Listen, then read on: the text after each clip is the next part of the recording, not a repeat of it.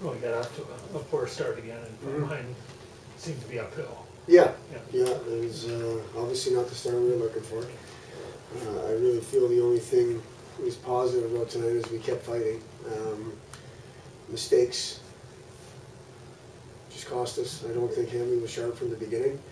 Obviously the third one was really bad, but he wasn't the only one.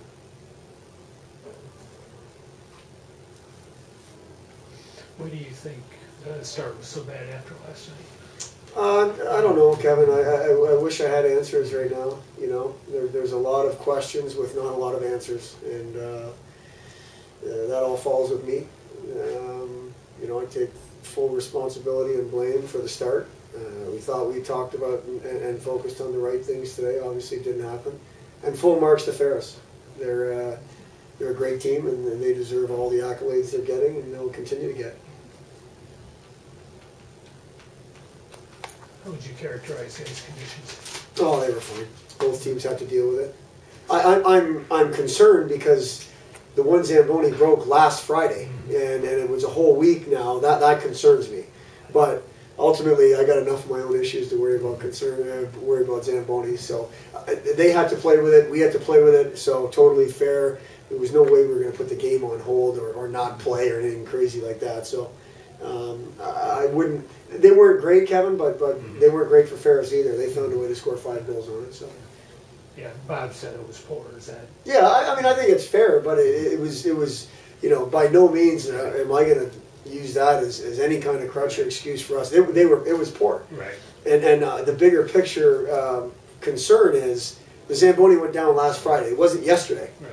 You know, yesterday you can say, hey, what are you going to do in 24 hours? In a week, this shouldn't have been an issue. What went into your decision to go with just the 11 forwards? We are truly going to start and continue to play guys that deserve to play. That's the way it's going to be.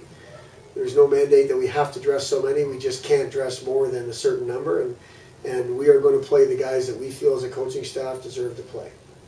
Not trying to send a message through the back door. Everybody knows, and that's the way it's going to be. And just to double check, then Sinclair is healthy? No. Okay.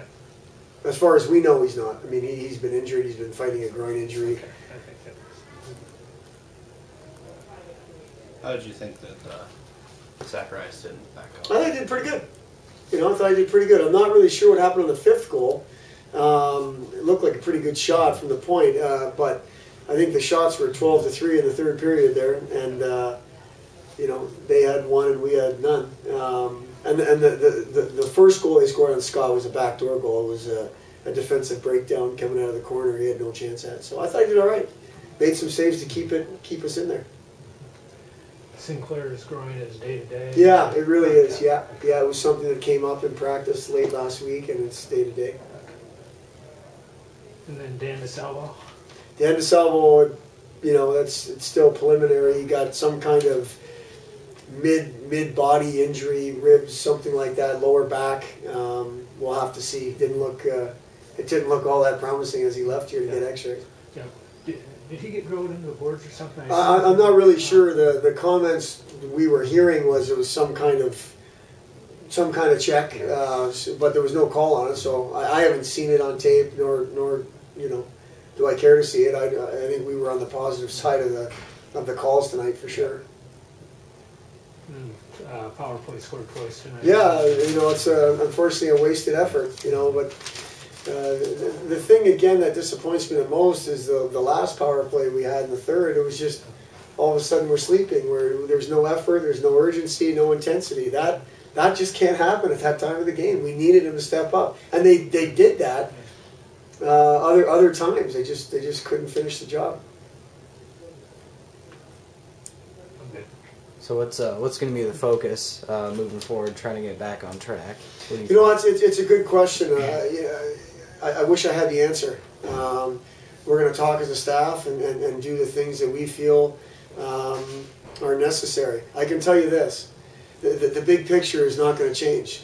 This plan is in motion. This plan is working.